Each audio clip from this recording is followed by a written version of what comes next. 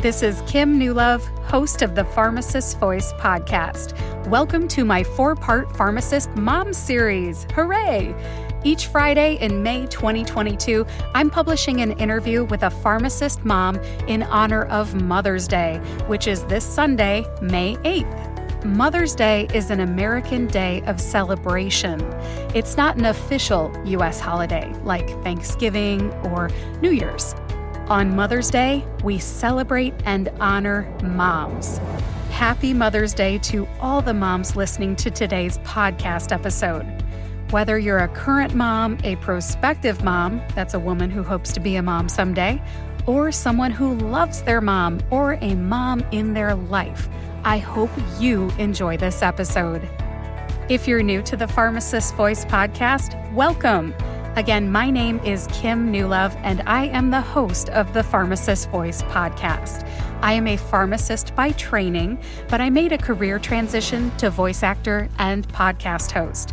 Among other things, I narrate audiobooks for women pharmacist authors, provide medical narration to clients in the pharmaceutical and biotech industries, and narrate content for explainer videos and e-learning projects.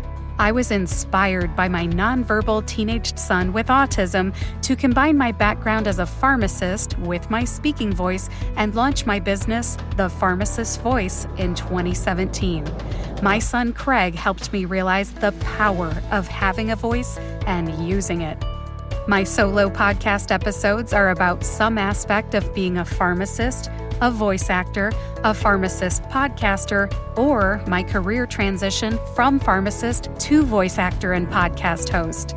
My interview shows feature a variety of people who use their voices to advocate for something, educate in some way, or entertain so that you are inspired to use your voice too.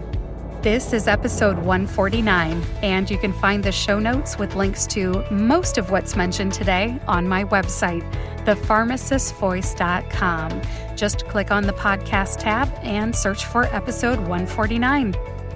Today's episode is an interview with Dr. Ijeoma Ekeocha.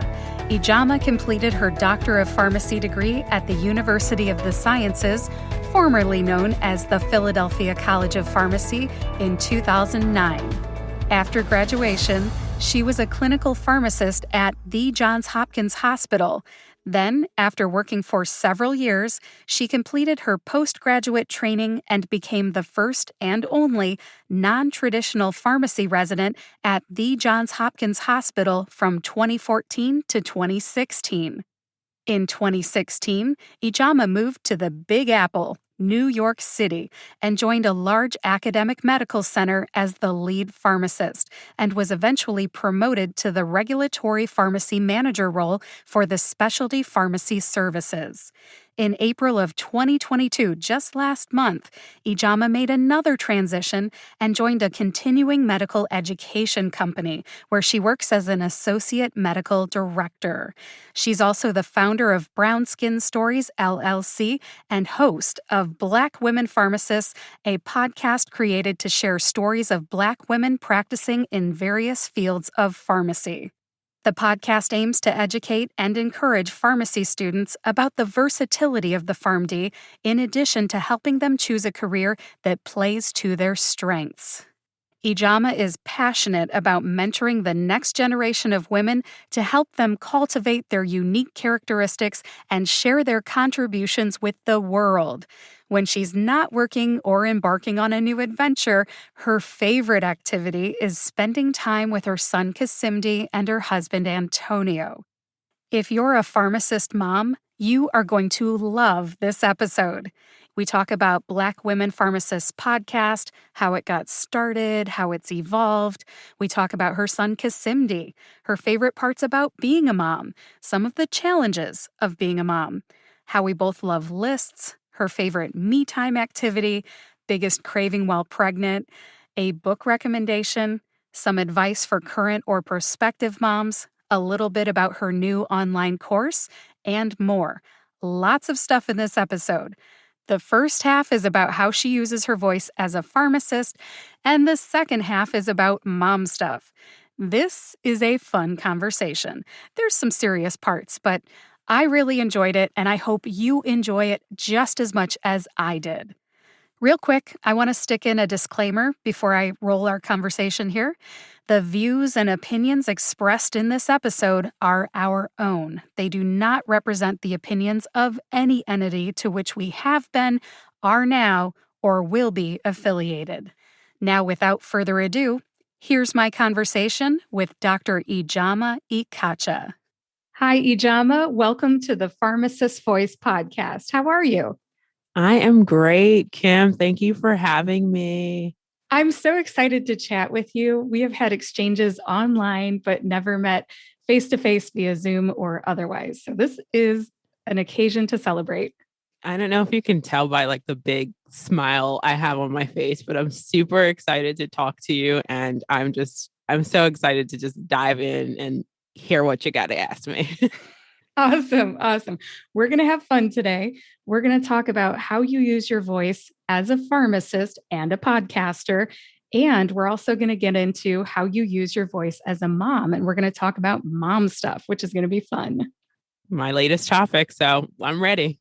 We are going to talk about how you use your voice as a pharmacist. So, who are you as a pharmacist? What do you do?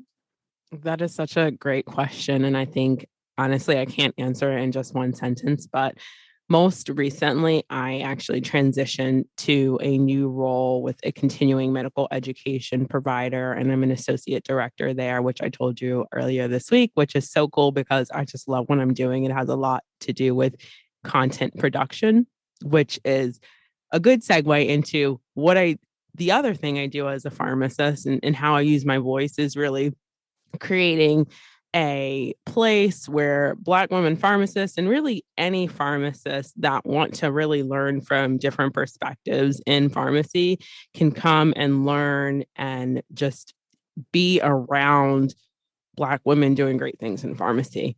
And so I created a podcast called Black Women Pharmacists, where I really interview a lot of women in different just with versatile career paths in different careers and doing different things and just get to learn what their experience has been up until now. And it's just given me an opportunity to learn so much about the things that I don't know as a pharmacist, even though I've been practicing for almost 12 years now. But it's also given me a really solid network of strong women who are just ready to help me whenever I need help. Awesome. I use my podcast as networking as well. I come right out and tell people it's selfishly what I get out of it. If you look in the mirror and you're like, what's in it for you, Kim? What's in it for me is the branding and the marketing for my company, but also networking. And it's really nice to hear somebody say that, even though it seems selfish, it's what you do too. I mean, you have to be and this is what I love about podcasting and just life in general. There are times you have to be selfish in life, right? It's all about self-care, but also as you're being selfish, you're also being selfless because you, especially with your podcast and the Pharmacist Voice, you get to give back to so many people. People get to hear what you have to say and what other people have to say. And you put a lot of time into that. I can tell because you have a nice little background that I don't have. But it's really a selfless act to sit there and you edit the episodes yourself. So you got to be selfish at some point. I get a lot out of it though. I mean, it's more than networking. When I do the playback, when I do the editing, I get to hear all those golden nuggets a second time. And often there's at least one thing that I missed the first time through. And by listening back, I get all the ones that I did catch again. Then I get all the ones that I didn't catch the first time, which is really cool. And I compose my own show notes. And I don't know if everybody else does this, but it's kind of like I'm going to remember this conversation, That's amazing, Kim, because I actually don't even do my editing now. I do go back and listen to it a second and maybe even a third time. I certainly don't do the show notes and I actually don't do the editing. So I don't even know how you have time for that, but kudos to you. You put in a lot of time. So I love that. Thanks. I actually had a podcast episode about that where I reveal like how much time does it take to go from idea to published, and does it really need to take that long? And you just confirmed it doesn't need to take as long as it takes me. I happen to have not a lot of money for editing, so but I have enough time to edit, and I just kind of work that into my work week. And hearing you reveal that you use an editor, that actually will help other women pharmacists who might want a podcast understand that it's okay to delegate that. It's okay. 110%. I think I edited one episode and I quickly realized, EJ, you are no, and I call myself EJ sometimes. So if you guys hear that, it's because I speak in third person sometimes. But I quickly learned that, girl, this is not for you. And you could spend your time doing other things and, and someone else can do it much better than you. So when in doubt, I outsource it because I know that my editor can do a much better job than I can do. So I'll leave it at that. I happen to do this for a living, record, edit, and produce audio. So I'll just leave it at that. And thanks again for being vulnerable and sharing something that not everybody would know about you. Of course. Now, we were talking a little earlier off mic about how I actually listen to your podcast regularly. And there are a number of episodes where you conduct the interview the exact same way that I would conduct an interview. And often it's chronological. I love the way that you do your interviews. Oh, thank you, Kim. Oh, you're welcome. And on air, I just want to say that for anybody that doesn't know this, when I interviewed Megan Freeland, I listened to your interview with Megan Freeland as what I call reconnaissance or recon or homework to find out more about her and what was already out in the world about her. And it was excellent. It was such a great interview.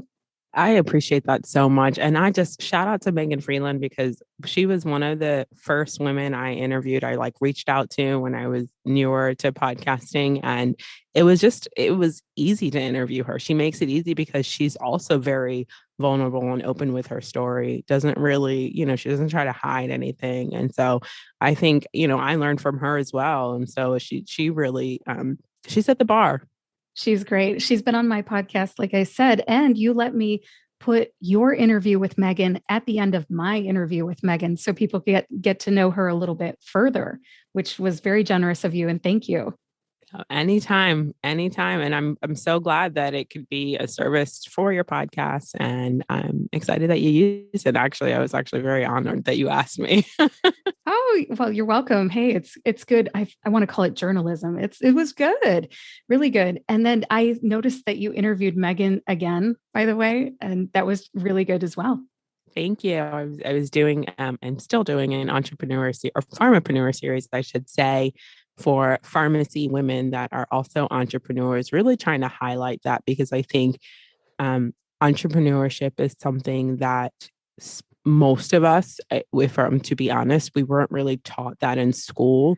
And it almost is kind of a second thought after putting in years in your pharmacy career.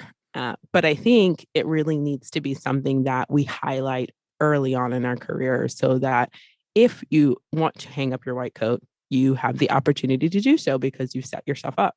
Yeah, well, we're going to get a little bit more into that notion in just a second. We were talking again off mic. I should always press record before I start talking to somebody because sometimes the good stuff comes out right before I press record. Anyways, I was talking about the young lady that you interviewed for a recent podcast episode who was born in Nigeria, moved to Germany, and then immigrated to Scotland, and then finally to the US. And I told you, I'm waiting for the moment when she comes out and says, I'm a pharmacist or I'm going to pharmacy school. And it hasn't happened. And then you said, what? I said, well, it's not going to happen because she's not a pharmacist. I said, you're going back, aren't you? And I said, really, that was a time in my life when I was really ready to jump the pharmacy ship. I did not want to be a pharmacist anymore. So you caught me at a time when I was interviewing people because I was planning my exit strategy, Kim. Yeah. Well, tell me a little bit more about that, if you would. Yeah, and honestly, I think this really would go into kind of like why I'm using my voice the way I'm using it. But really, what had happened at the time is, and I've actually, I think I've highlighted this already on my podcast, but I don't go into too much detail because it's different when you are working with different organizations. And I should stop to say that anything I say, is my own opinions and really doesn't represent the opinions or ideas of any organization. But the reality is, I had encountered some microaggression slash racism at work when I went to interview for a managerial role at my previous institution. And I just remember thinking, and I actually wrote an article about it in GoodRx. So that would be something good to link to this article. But I remember just thinking at the time, I'm ready for this position. I've been working in this position because my director at the time had went to a different hospital to serve, and I was asked to step in and work in his place, with the intent of, hey, we'll see what happens if he's coming back, but I don't think he's coming back, but we want you to step in while he's gone. So long story short, it's, months have gone by. He hasn't come back. So I go and I ask, but the person who asked me to step into this role, and I say, hey, is he coming back? Like, what's going on? Oh, he's like, oh, the position is open. It's open to somebody, anybody can apply. And he's like, oh, are you interested in leadership? And I'm like, and I look at him, with my in surprise, to be honest with you. And I'm like, yeah, otherwise, like, why would I have stepped into this role if I wasn't interested in leadership? By the way, like, my position was already like a leadership position. But at any rate, I step inside my interview, and there were about seven other pharmacists, all my peers, that were interviewing me. And I just remember sitting in the room thinking, like, these are not interview questions. These are not your typical interview questions. So one lady just flat out outright said, listen, this might offend some people, but I heard since the last manager was gone, that pharmacy has gone downhill. Like, what are you going to do to fix it? Basically, every time I come in there, the floors are dirty, the bins are dusty, and it needs to be swept and mopped, basically, something along those lines. And I remember just pausing for a second because I surveyed the room to see, to get an understanding, to see if anybody else was listening to this. Like, did this woman just say this to me? Did this really just happen? And so really, instead of actually looking at my CV and looking at my qualifications and looking at the projects that I had done that I thought would highlight my leadership skills and my capabilities, they were looking at things that just didn't matter in the grand scheme of things. And when she said that to me, I just felt very tone deaf, and I was offended. Not only was I offended, but she had a disclaimer saying that she would offend some people. So that was her intent. And so, I was not happy with that interview. And, I did make my stance clear at the time, and I used my voice during the interview, which can be very scary, to be honest with you, when you are the only person in the room that looks like you, and you have a sea of people that are just looking at you. And basically, whether or not you get this position is based on their view of you, right? It's very subjective, whether they like you or not. And they had already shown, like, we don't really like you, that we don't really like you that much. You don't belong here. And so for me, I disagreed with her, and I said, listen, I would call EVS, and in my head, I'm thinking, I'm a residency trained pharmacist. Like, why do you think I should have a broom in my hand and a mop in the floor? Girl, you have lost your mind.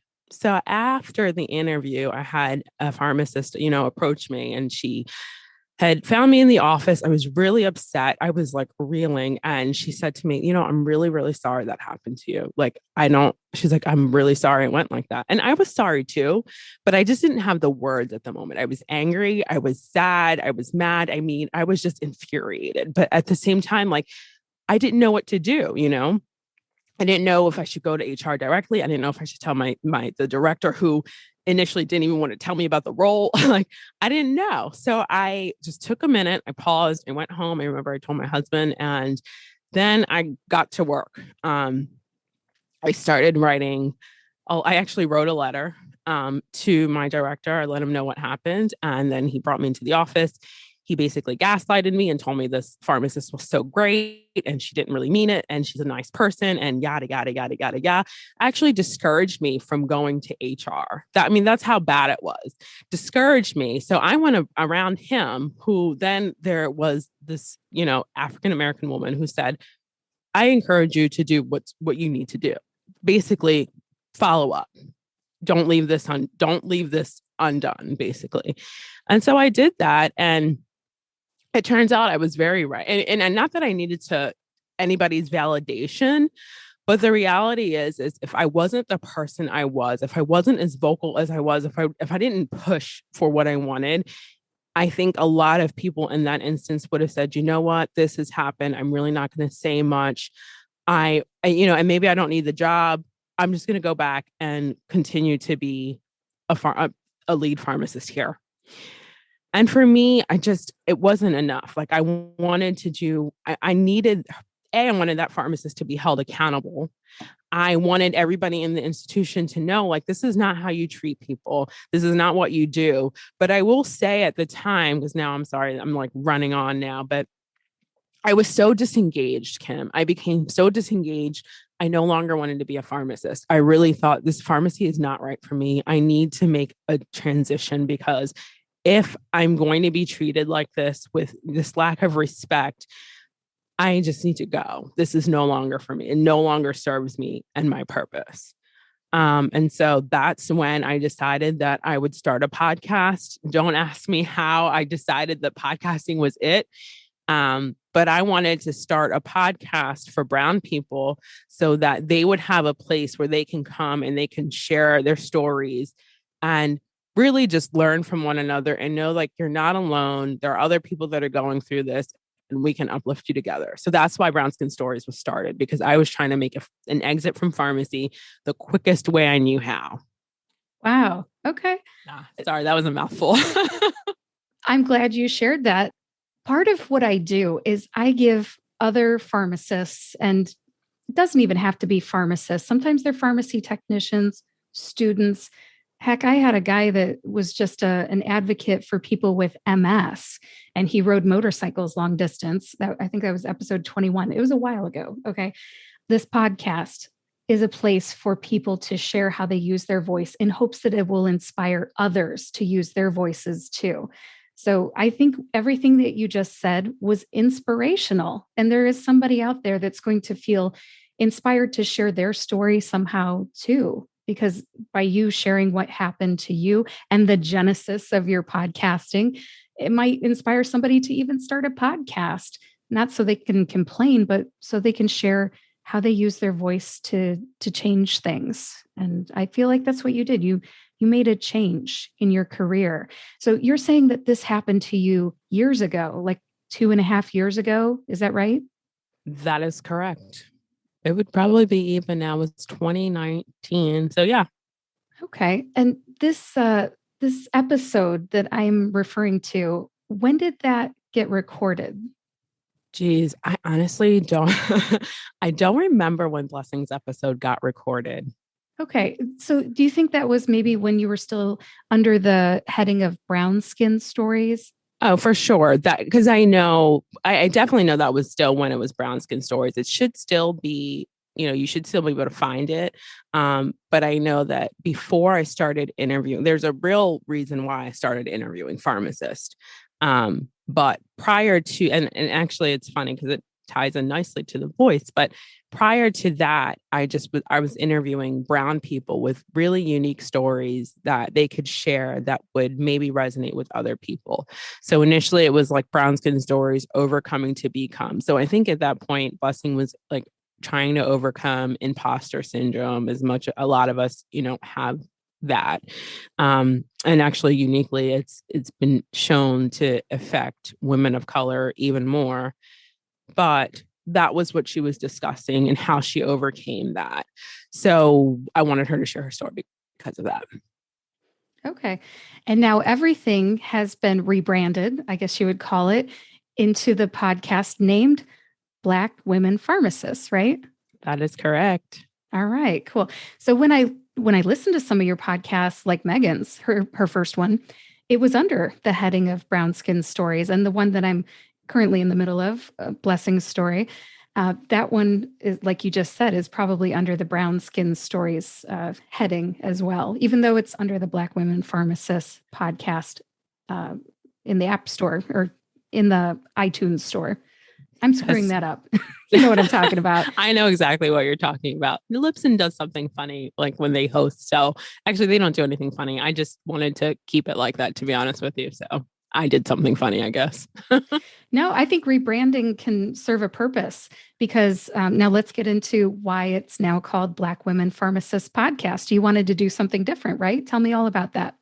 Yeah, honestly. So when I started podcasting, I actually had no idea. Like I said, I had no idea how to do it, what I was doing. I hired a podcasting coach. Her name is Nicaila Matthews Okome, which she's awesome. She has her own podcast. Shout out to her called Side Hustle Pro. I love her, love her, love her.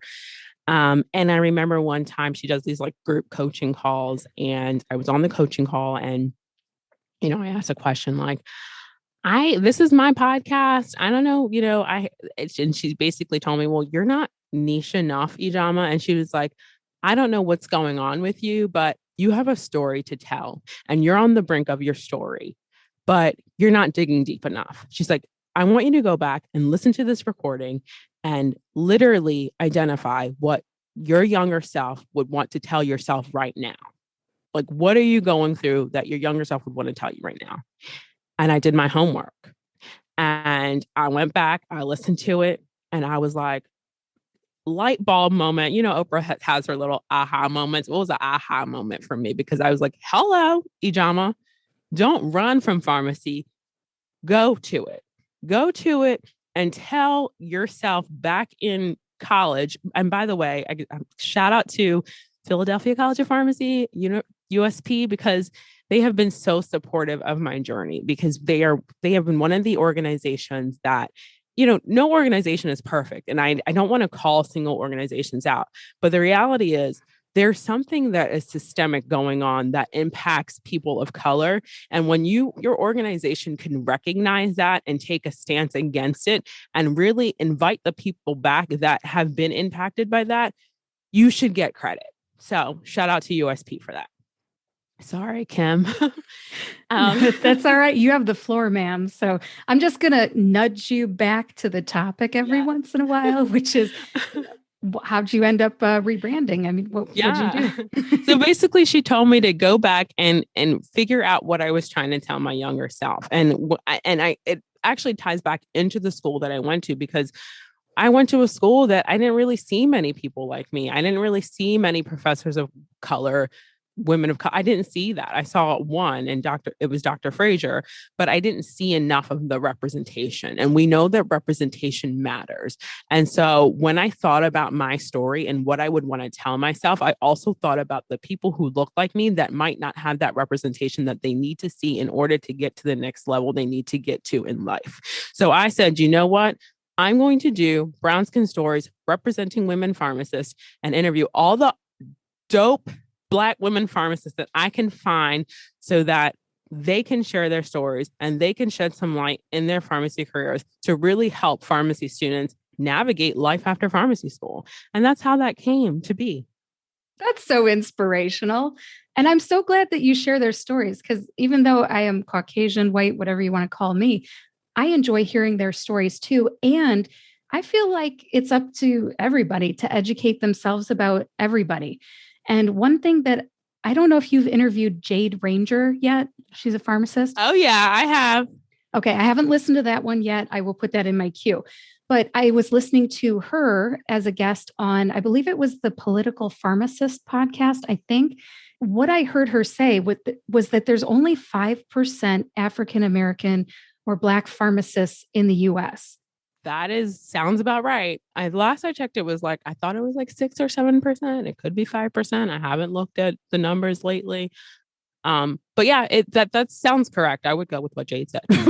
Yeah. Well, it was very recently. And number one, I feel like I need to educate myself more on what is the makeup, not just Black and white, but what is the makeup of the whole entire pharmacy population, because that is not representative of the whole entire United States. And there are so many people who, like you said just a little bit ago, they want to go to a pharmacy. They want to, you were talking about Philadelphia College of Pharmacy, right? Mm-hmm. Yeah. And you were saying that representation matters and they care about it and they're vocal about it. And I think all of us of all colors should care about what color pharmacists are in these pharmacy programs. Why is there only 5%? And looking back on it, when I heard Jade talk about that, I think there were only, I don't know, maybe two or three people, Black people. Okay. I don't know if they were of African American descent or what, but there were only two or three Black people in my graduating class. There were 95 of us. That's not a lot. Now, there were a lot of Middle Eastern people because we're really close to the Detroit area and there's a huge Arabic population there, of Arabic American population. But you don't sit in the class in the 90s and think like, why aren't there more Black people? Like, thank goodness there are people that care about this issue and are bringing it to everybody's attention so that we can all care about it together. We need to get this right. Absolutely. I couldn't agree with you more. I really could not agree with you more. It's important. And I would say too, when you look at the breakdown of African Americans or Black people that obtain leadership positions, it's even fewer, right? And when we think about why, and when we think about how you get to those leadership positions, fellowships and residencies are a big part of that. And that's also something that I had created a program for, which has since been discontinued. But I was also passionate about that. And so I also wanted to create something to help really Black pharmacists step into leadership roles sooner. I love it when people talk about what they advocate for. Thank you for sharing that. My guests advocate for something, educate in some way, or entertain. And I love the advocacy that you're bringing forward. And you are an entertainer because you're a podcaster. So you get credit for that try too. My best. No, you do a good job. I think you're a very bright and enthusiastic young lady, I feel like, and it comes through on your podcast episodes. And you had a pharmacist who was into candle making. And I started listening to it and I thought, okay, what's the next one in my queue? And I started listening to it and I'm like, candle making, I don't know how exciting this is going to be. Cause I like, I don't know, high thrill stuff sometimes or like trendy topics. Candle making is not really my thing. But anyways, you made it fun because you, I think, had just had your baby and you were talking about like all the flavors of the candles or the scents. You know where I'm going with this. And you're like, I'm going to have to smell my way through this because I can't eat that stuff anymore or something. And I was thinking, I kind of identify with that because even though I'm not a new mom, I need to stop eating the sweets too, but I want to smell it. Honestly, sweets are the best. You bring some fun to it. Yeah, I love it. I love it. Thank you, Kim. I appreciate that. Oh, you're welcome. That's why I'm giving you credit as an entertainer here. I'm telling you, you're entertaining me talking about candles. Anyways, there's so many ways that you use your voice. And I think at this point, if you don't mind, let's switch over to how you use your voice as a mom. Would that be all right? Absolutely. All right. Well, congratulations on being a new mom. Can you tell me a little bit about your family? Oh, I love them. So I had my baby in September. We are actually all Virgo. So I had Chisimdi September 8th here in New York. And he's just the light of my life. His name is Chisimdi Frank Anthony Simon Moretti. And I actually married my husband last year. And we have been together. I don't even know how long we've been together. We don't do those anniversary things. I can't even tell you, I don't remember, but it's my little family now. And I love my munchkin. He's giving me high fives now. He knows how to clap. He's like crawling and I just love being his mama. That's awesome. Well, congratulations. Thank you. We have something in common now. I am a boy mom as well. Shout out to boy moms. Absolutely. It's fun. One of my favorite things about being a mom is the fun parts of having boys. Wait till you get into the Halloween costumes. I don't know if you celebrate Halloween or anything, but oh, I do, honey. There's candy involved. We're celebrating. I love it. I love it. Yeah, there's so many things, and the Power Wheels and going to the zoo and pools and just all the trouble they get into, and purposely going out on a rainy day and getting into puddles. There's so many things, and you're going to have so much fun. I can't wait. All right. Well, I want to ask you, I know it's only been 6 months or 7 months. He's probably 7 months old, right? But Yep. do you have something that you could share as your favorite part about being a mom? Oh, wow. There's so many parts. Let me think about that. Honestly, it's just it's going to sound really cheesy, Kim, but I think my favorite is just when he's looking at me and I'm looking at him. And I know this little guy is relying on me for sustenance, like for his life. And I have to take care of him. And I'm going to tear up now because I just love him so much. And so it's just the special moments when it's just me and him, or me, him and his dad. Honestly, those are probably my favorite moments, when it's me, him, and my husband's name is Antonio. And we're just laying in bed playing with little Munch. I call him Munch. And we're just laughing. That's awesome. Thank you for sharing that. Aw, just for the record, she is tearing up, but there's tears of joy. Yes, they are. I don't know about you, but it's really hard to like perfectly time the right time in your life to have a baby. And I know this may be personal, but can you share with me, how did you and your husband decide that it was time to have a baby? Honestly, it was just we were together and we wanted to create something together. And it's as small as that sounds. It was kind of like, are we ready? I'm the youngest of five in my household, so all my sisters had kids, and I had been with them for some time. And it was kind of like, let's bring a little guy or girl into this world. And we decided that we wanted to take that journey together. So out of love. Oh, that's great. That's great. Everybody's got their reasons for the timing, or even becoming a parent, and I respect your reason too. That's great. Yeah. I like it when people keep it simple too, and that just seems so simple and authentic. I think it was I don't remember. And this is what I have brain fog. It was December of 2020.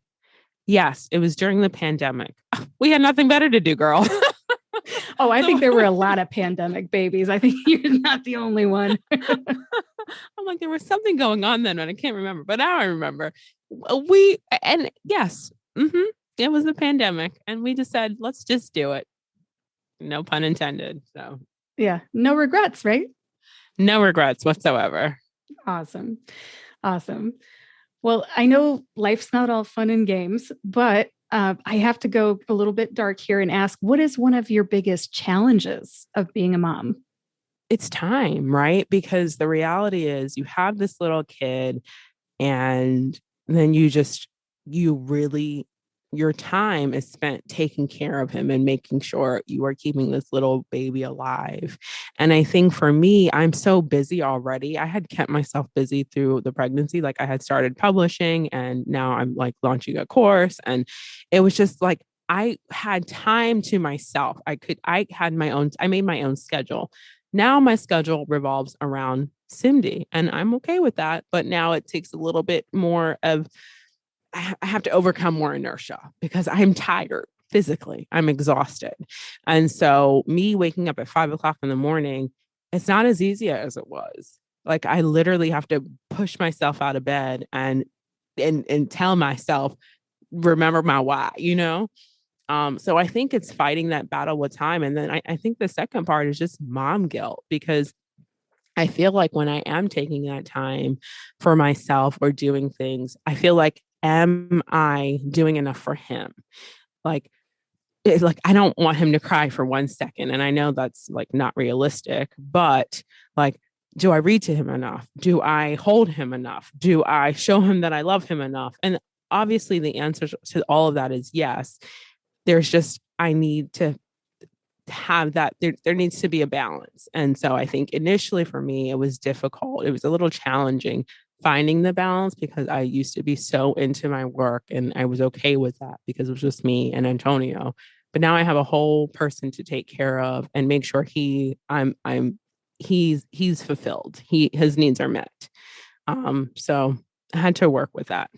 Well, thank you for sharing that. There's probably a current or prospective mom out there listening to this thinking, I'm glad she said that. Thank you for sharing. Now, you kind of touched on this, the balance between work and family. It's real. I mean, that struggle is real. Can you talk a little bit about how you find a balance? And if you don't, feel free to keep it real. I think that's a great question. Honestly, I think my balance is spending time doing the work when he's sleeping. So during the work week, it's actually not so bad. I have a nanny that comes in and she helps us while we're both at work. It's really when it comes time to my entrepreneurial endeavors that I'm just like, I need help. I need a lot of help. I need someone to help me, please. So with that, I've just found that it's best if I get up a little earlier than he does. Thankfully, he sleeps through the night now. I just get up around 5 or 6. I know, right? It's great. It's great. I get up around 5 or 6. And by the time he gets up, I've at least gotten in an hour or two of work. And then in the evening, when I put him down, I can do some more work. So I really just limited my leisure time, especially during the week. I don't really need it. And I do really need it. But at the same time, like right now, I need to do what I need to do for my family even more. So I would just really cut that down. And some weeks are better than the others. Some weeks I'm tired. Some weeks I travel and we get delayed. You know that, Kim.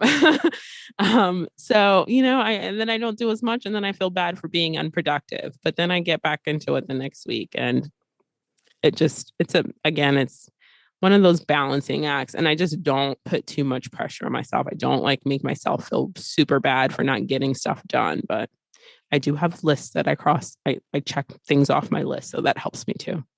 Oh, I'm a list person too. I'm a big fan of lists. It's great, right? Yes, yes. Well, I mean, you feel good when you check stuff off, but then also you can kind of dump your brain into a list and you can prioritize stuff. And I don't know if you use the 4Ds, but when I look at a task that I didn't get to, I either delete it because I don't need it, I delay it, like maybe put it off till tomorrow or next month, I delegate it, or I diminish it.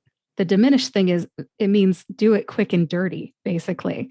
Like, is there any way, like I'm doing dishes, right? I don't have to rinse them all. I'm going to take a chance. I'm just going to shove them in the dishwasher, start it, and maybe they'll actually turn out right like they do on the commercial. Who knows? That is genius. I've never heard of the 4Ds, but I will be using that now. So I'm stealing that from Kim and I will be using that in my own life because I think that is awesome. Like sometimes when I create my list, sometimes I forget to put things on my list. And then once I do it, I'll go back and just put it on in my little journal just so I can cross it off. Is that crazy? But that's what I do. I don't think you're the only person to do that. Sometimes we need to keep a record of these things that we do too, because if it comes up again, it's like, okay, that needs to go on the list before I do it next time, Absolutely. Yeah. Oh my gosh. I could talk about lists all day. I'm such a nerd about lists, but me too. I'm glad I found a fellow nerd. Oh yeah. Oh my gosh. You want to talk a little bit more here? Hold on. Julie Morgenstern. Do you like to read? I do like to read, but I've never heard about Julie Morgenstern. Okay. She's a New Yorker. I'll look her up.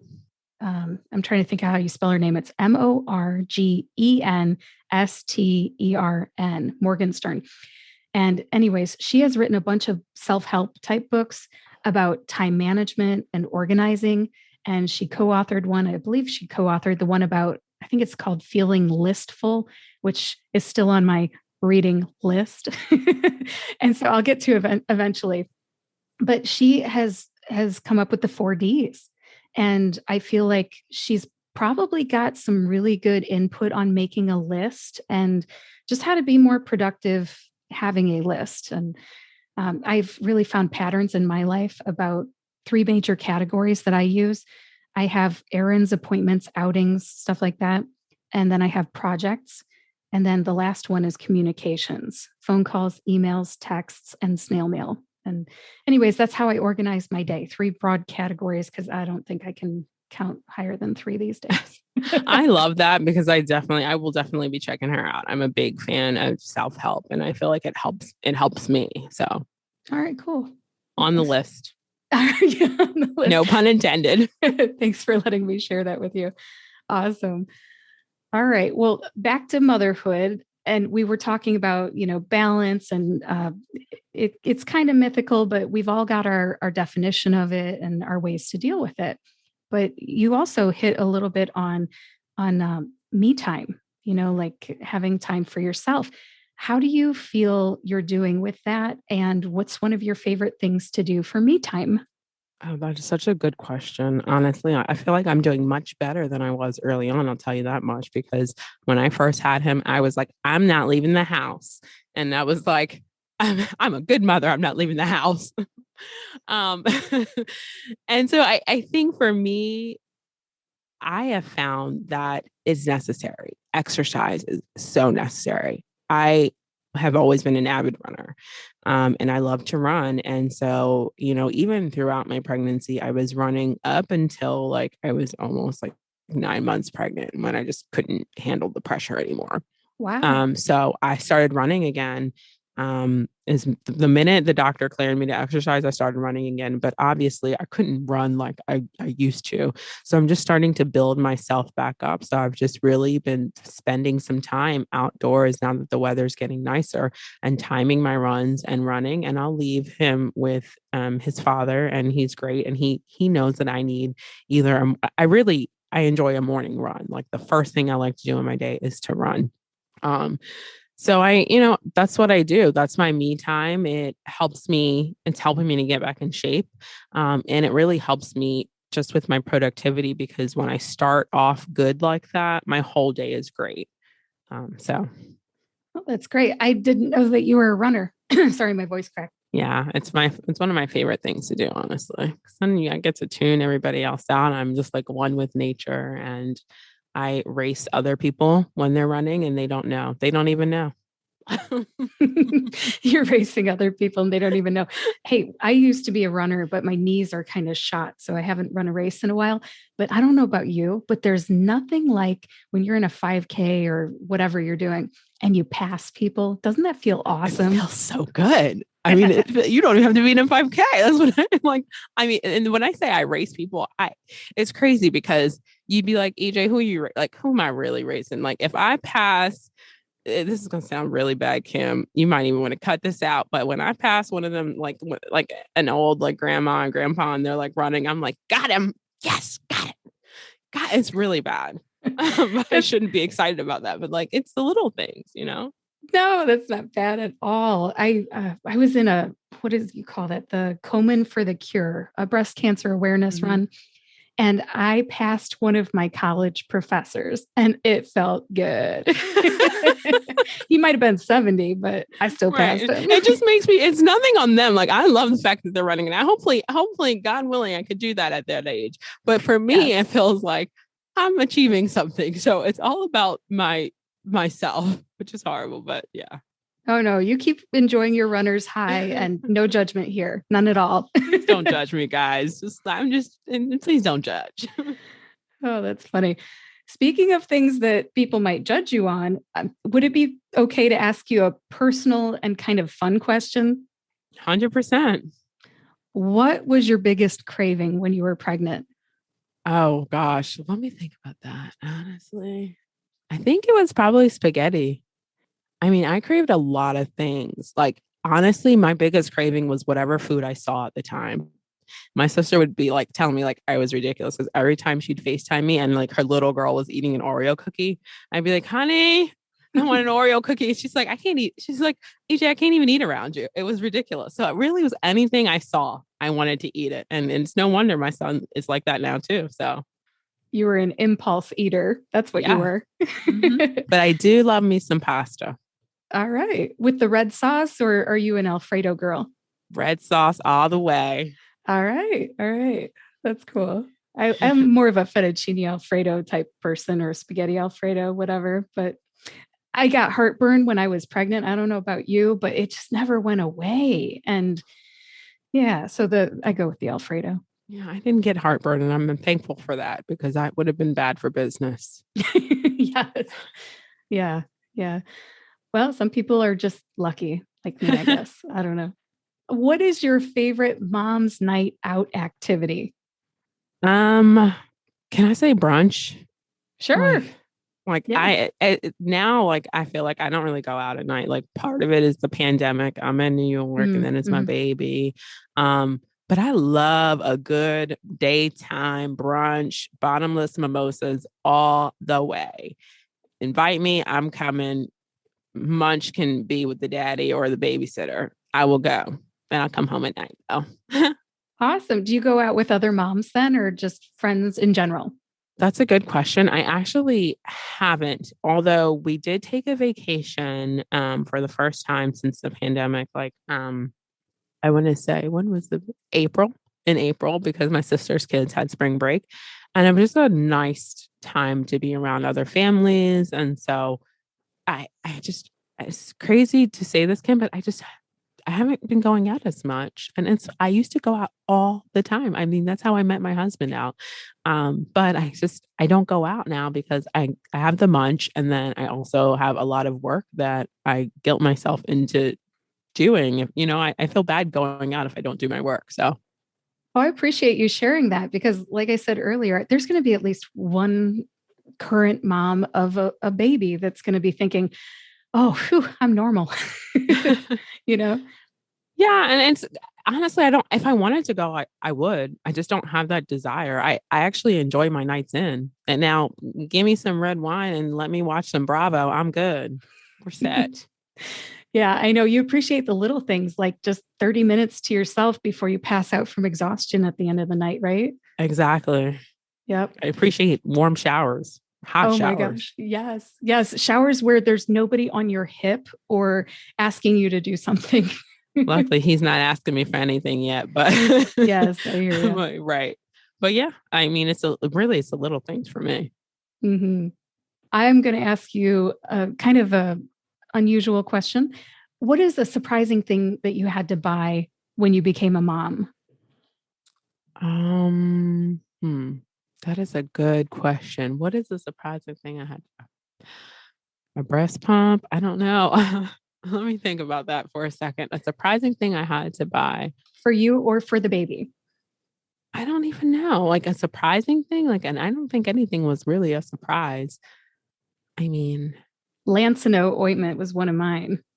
what is it? Lancino, it was Oh, the ointment for breastfeeding moms for if your nipples get cracked. yeah. Oh, Lana. Oh, we had lanolin. I used lanolin for that. I don't know if those are I the didn't same even know thing. it was a thing. Maybe I should have known that. No, but I knew that was a thing because I had like sisters, but I wanted think like there was nothing that I got that I was like surprised that I have to really think about that now. Like I would say like I would say some Spanx, but truth be told, I had that before he came. So that don't even count. And I'm still wearing them. And I even got a new one that just you get it from Amazon. It's like a wraparound thing. It works great. Awesome. Um, but yeah, I don't what did I get? I have no idea. That's a good question. And I'm sorry I don't have an answer. No, that's all right. I think you did awesome. This is just girl talk, straight up girl talk, because sometimes it's if number one, it's fun to talk about and just see what people come up with. But then number two, there's somebody listening that's going to think when I become a mom, I might need Spanx. And Spanx were not a thing 20 years ago when I had, well, not quite 20 years ago, 19 years ago when I had my first one. So, anyways, it's always cool when people just share truly what surprised them that they would have to buy. Yeah, yeah, like I said, the Spanx came before him, so Gotcha. Gotcha. And how about books? Are there any books that you read that helped you out as you became a mom, or any books that you would recommend to others? yeah, actually, so I love reading. That's another thing. Sometimes I'm on Audible, sometimes I am reading a physical book. But the one book I read most recently that really helped me become just like more productive and just allowed like also forgiving, more graceful with myself, I should say, is a book called The 5 a.m. Club by Robin Sharma. And basically, he talks about kind of what successful people do that help them stand out from the crowd. So that's a great book. I don't know if you've ever read it, but Not I yet. recommend it wholeheartedly. Awesome. Thank you for that suggestion. One of the things that I love to do when I hear a podcast or talk to somebody who also loves books is I go to Amazon.com and I look up that book. And then this is so nerdy of me, but I'm a tactile person. I print out a page, like a single page, and I write who recommended it and what date they recommended it. So if I'm ever looking for a good read, I literally have a binder and it's a 1-inch binder. So don't think I'm a super nerd. If I had a 2-inch binder, I'd be a super nerd, but I only have a 1-inch binder. Anyways, all those book recommendations go in the binder. And you know that moment where you're like, okay, that one's done. Time to move on. What's the next read? And then in that moment, you're like, I don't know. So I just go to my binder and it's awesome. That is amazing. That's a great suggestion. But I feel like you're going to get to a 2-inch binder soon enough. So watch out now, Kim. Careful. But I need to keep reading. I need to read faster so I can keep it at 1 inch because I don't want super nerd status yet. I might have to get thicker glasses or I don't know. I'm going to stop right there before I dig myself a hole. Well, thank you for thinking it's a good idea. She's making a digging motion. It's too late. It's too late. Look, somebody's got to dig a hole. I know I done dug a couple of holes in this episode, so just saying. Hey, it's all good. It's all good. I think I told you when I organized this conversation, I was just looking to have a conversation and hear how you use your voice as a pharmacist, a podcaster, and as a mom. And you are doing it. You checked all the boxes. You checked all the items off my list. There you go. Very good. Thank all right. you. You're welcome. It's my pleasure, really. I'm having a lot of fun with this conversation. Now, as we start to wrap this up, I want to ask, do you have any advice, just any advice you want to about being a mom for current or prospective moms? What advice do you have? Yeah, I think for me, it would just be take it one day at a time and don't be too hard on yourself. I think as a mom, you have so many, you're flooded with a host of emotions. And one of that is just losing the time with yourself. And so I think if you just take everything a day at a time and really, when you wake up in the morning, start with an attitude of gratitude, you will recognize really quickly how blessed you are and really in what a great of a position you are in to just have had this baby here during this time. So that's not something like I don't take that lightly. And when I think, oh my gosh, I'm tired, or when I think, oh my gosh, I don't have time to do this, or when I think, do I really have to do this? I have to stop and pause and really take a breath, maybe even 5, and really be grateful for those breaths and be grateful for those moments and just say, you know what, we're good. Attitude of gratitude. I really like that. That's a good attitude. Thank you. Yeah. Well, thank you for sharing that. Is there anything else you'd like to share as we wrap this up? Yeah, I don't know if I mentioned this with you, Kim, but I am launching a course that should come out in probably like 2 weeks. It's called the Passive Income Pharmacy Professional, and it's open really to all pharmacy professionals, not just Black women pharmacists. I will have an episode on my podcast airing this, but I am providing a free webinar training for those pharmacists out there that want to diversify their income stream and really just potentially step away from their pharmacy career if they choose to. Publishing, that's the key. Publishing without doing any of the writing yourself. And so I have managed to do this for myself, which really gave me the ability to stay home an extra 3 months with my baby. So I was super grateful for that. But now I want to teach other people how to do the same thing. And so I have some pharmacists that are going through the course right now as beta testers. And pretty soon I'm going to open it up to everyone else that would like to have a piece of Jeff Bezos' multi-billion-dollar fortune. congratulations on the course. What's it called? Where can people find it?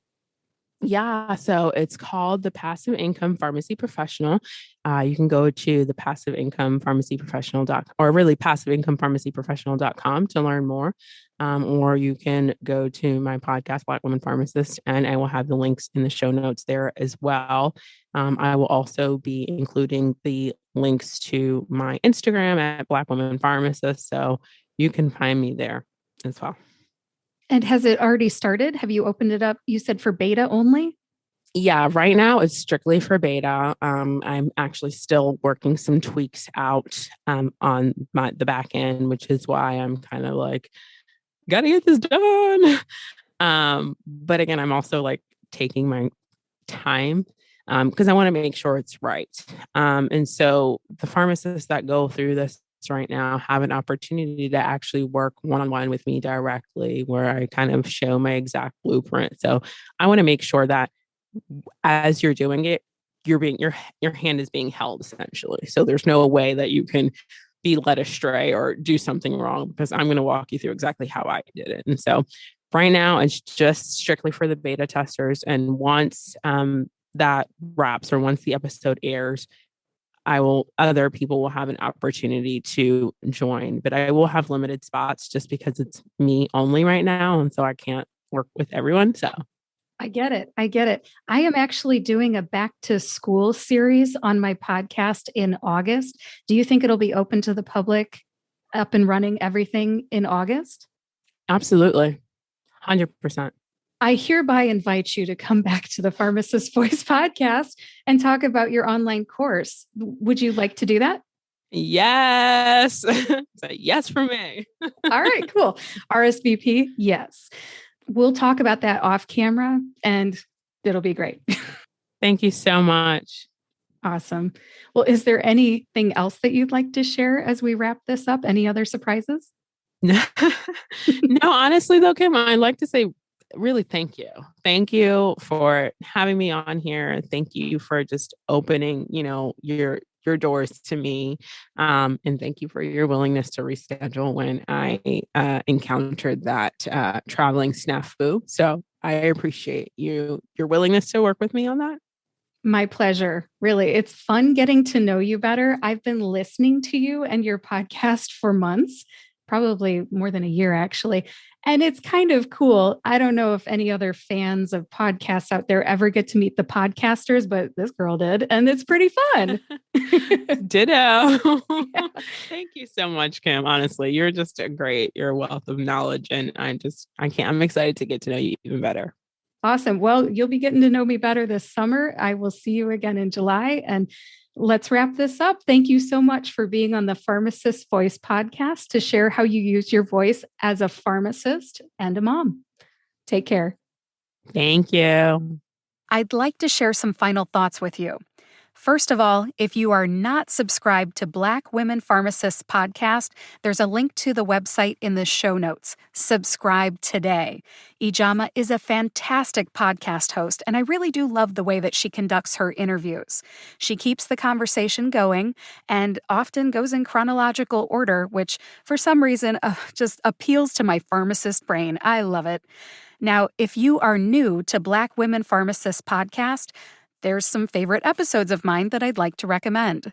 I recommend you listen to both episodes featuring Dr. Megan Freeland. On blackwomenpharmacists.com, those are episodes 15 and 48. If you go to a podcast player, I'm actually not sure if they're labeled that way. I just access them from the website myself. You might also like episode 6, which I also liked. It features Dr. Christina Madison, the public health pharmacist. I'm currently listening to episode 47 that features Dr. Jade Ranger. Next, I want to talk about statistics. I want you to know that I fact-checked that stat that I mentioned, the number of Black pharmacists in the United States. I said that I heard that it was 5% of pharmacists. And in fact, it's 4.9% of pharmacists that were surveyed in the 2019 Pharmacist Workforce Survey. So the number that we discussed is actually correct.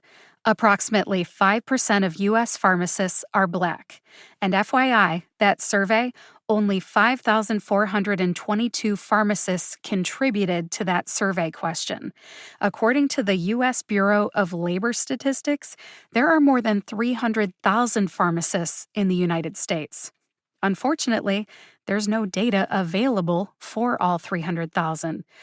We're pharmacists. We're smart. We like data. We know that a larger sample size is going to be more accurate.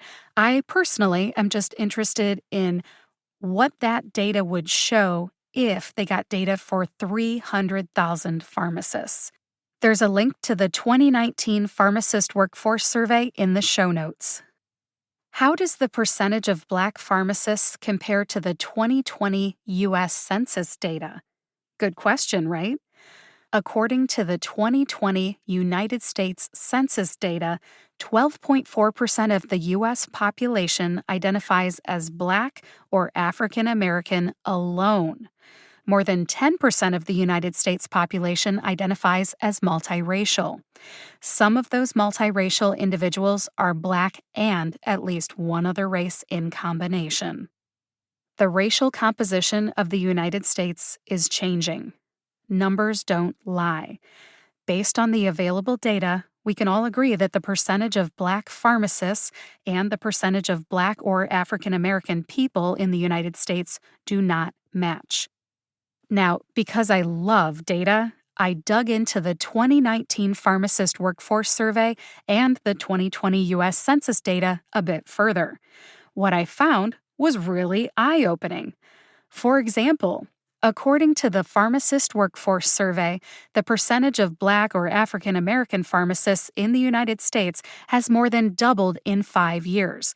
That's between the 2014 and 2019 survey periods. That means that the number of Black or African American pharmacists in the United States is growing. Now, as much as I love data, this podcast series is about moms and mom stuff. It's supposed to be fun. It's not supposed to be about race. I just wanted to follow up on that statistic because I care about getting the facts right. I'd love to talk more about the data that I found at length, so I'm going to challenge myself to do either a solo episode or an interview episode with maybe an expert in diversity, equity, and inclusion at a later time. My final comment of the day is that I met one of my women pharmacist podcaster heroes, and it was fun. I want to say thank you again to Dr. Ijeoma Ekeocha for joining me for part 1 of my Pharmacist Moms Series, and thank you for listening to episode 149 of the Pharmacist Voice podcast. Please visit thepharmacistvoice.com to read the show notes.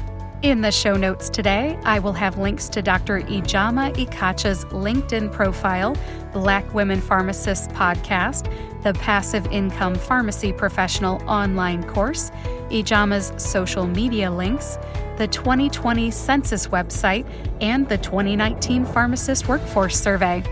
If you know someone who would like this episode, please share it with them and subscribe to or follow the Pharmacist Voice podcast on your favorite podcast player and YouTube to get each new episode right when it comes out.